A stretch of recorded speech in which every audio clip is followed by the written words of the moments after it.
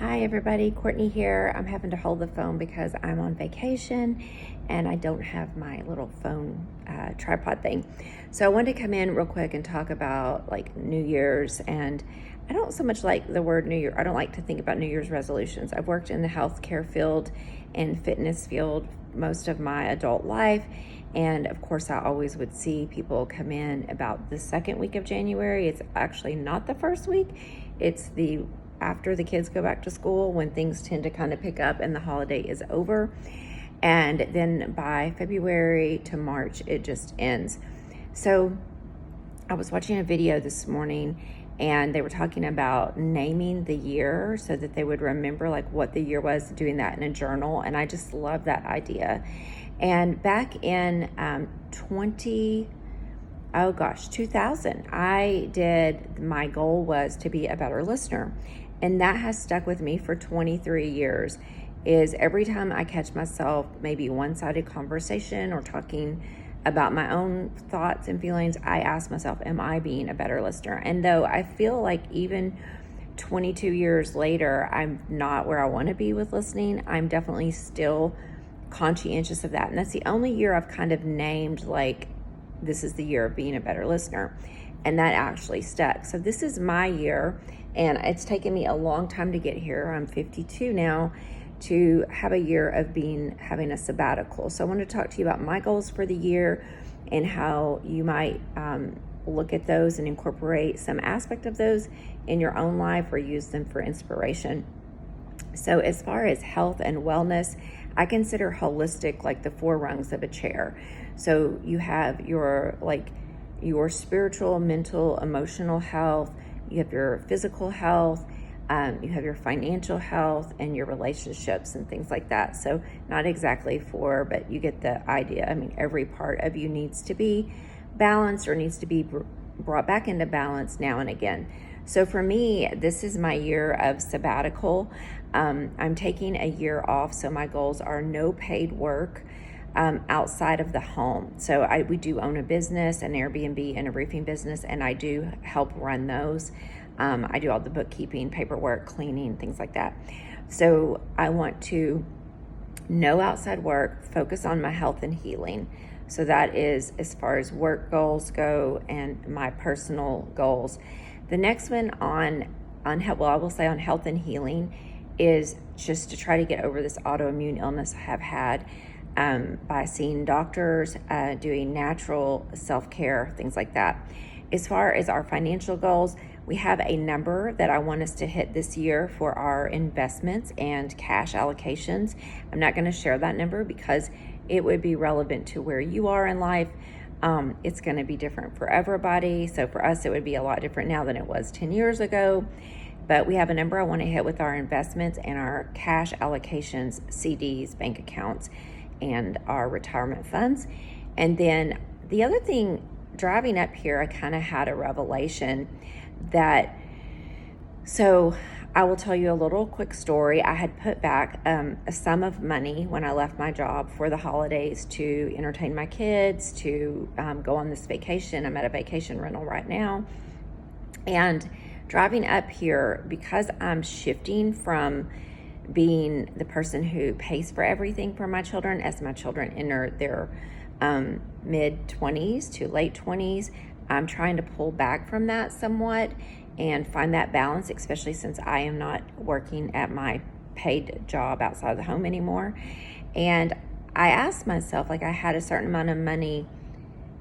I was kind of going over how much to spend. Do I give them money, or do I just pay for things, or do I let them pay for some things? Which I will tell you, it worked out that they did purchase 2 of the meals. I paid for quite a few other things, and they actually paid for me like some tea a couple of times and things like that. So it's really sweet and really nice. And but it is weird to switch from that. But I started to ask myself, what if I looked at it differently? So I'm trying to focus more now that I have, for the first time in my life, we have some money. And I've always had to live so frugal, and those frugal habits, when you've been doing that your whole life, it can be really hard to spend and enjoy spending. And I know for some people watching this, they're like, oh no, I don't have that problem. But for my whole life, I've been very conscientious about all my spending. And so what I said to myself was, I have this amount of money and I'm going to spend it on them. I want to go home with this amount and I want to have a certain amount left. So I told my kids, like yesterday, I said, I have $200 left to spend on eating out because there's my two boys are up here with me and one of my son's partner. And so I said, I want to spend that taking you guys out and everything. So I did. And it was just really nice to kind of like, I have this money, let's enjoy it.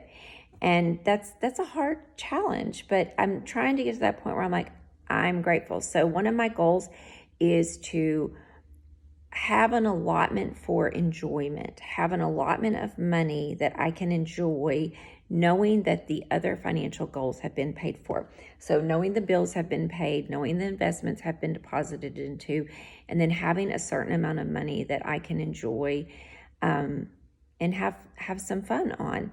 And that's a big shift for me. Little things, not so hard. Bigger things like this vacation rental is really nice. This vacation rental and paying for meals for 5 adults, those are bigger things. So, and the other goal is in our business and in our home life. This next year, while I'm on sabbatical, I'm already fairly minimalist and decluttered, but I want to get our business in order and our home life in order. So like all the papers. So like our financial life, I want to streamline things and make them more organized. I want to go through all the closets, the attic, and get rid of things. I think I'm going to start selling on eBay again or whatever those different websites. I used to have an eBay account and start to like get rid of things that I don't want to hold on to anymore. I've been giving away things lately that I love, but I don't use. So I had like a beautiful scarf, kind of sweater thing that had 2 buttons on it. And to be honest, it just kind of drove me crazy. It creeped around on me when I wore it. And it just wasn't something I would ever go to wear, but it was gorgeous and I loved it. So I gave it to one of my daughters who I knew would love it and enjoy it more than I did. So anyway, those are my goals: to be more organized in our business and home life, to hit a certain financial goal, to enjoy the money we set aside for spending more, and to focus on rest and healing. So let me know what your financial and personal goals are this year below. And if you like this content, please subscribe. Now I'm going to give you a quick little tour of this house to the best of my ability. So this beautiful architecturally designed home. I am in Fayetteville, Arkansas, Northwest Arkansas. If you've never been, it's so beautiful. You can see it behind me here. It's kind of retro modern. See the half walls up here? Isn't that gorgeous? Let's see if I can find some lights as I walk you around here. The lights are kind of hidden. So here's the dining room, built in, lots of built-ins. So I thought this was a Faye Jones, who was a Frank Lloyd Wright mentor. Kitchen's not exactly clean right now, but turns out it's not, but it was inspired by the Faye Jones School of Architecture. Here's the sun porch, parquet floors, very cool furniture. We enjoyed playing games out here. And so this, I will share with you what it costs. I don't know if you can see out here, there's a beautiful backyard with a mountain view. So this particular one was $159 a night, which sounds really cheap, but by the time Airbnb charges all the fees and everything, it was $534. So I'll show you back here. So here was the bedroom I stayed in. Gorgeous, right? I would highly recommend this one if you can find it. I don't want to give too much information because I don't know that the owners would appreciate it. I mean, I'm sure they probably would, but I don't know what the kids' room looks like. Let me walk through here. This is the laundry room. This is the foyer, isn't it? Or foyer, however you say that. Isn't that beautiful? Oh my goodness. Look at this. Look at these lights. I want to show you all these lights. Look at this foyer, this driveway. Isn't that beautiful? Oh my gosh, look at those lights. So beautiful. So one of the characteristics of Frank Lloyd Wright and Faye Jones was to have light streaming in everywhere. So that's why you have like this wall of windows. You have these half walls. Let's see if you can see them. And you just have windows everywhere. So it's really beautiful. And it was, $534 total. Obviously prices can change and vary, but it's been great. Absolutely have enjoyed being here. We've spent a lot of time here. That's another thing I'm trying to do more of is slow travel. So when I travel, spend a little bit more on the Airbnb and get the quality Airbnb that you want and enjoy it. And that way you can hang out there more. So we've hung out here, we've played games, we've eaten meals here, but we've spent a lot of time just like chilling here.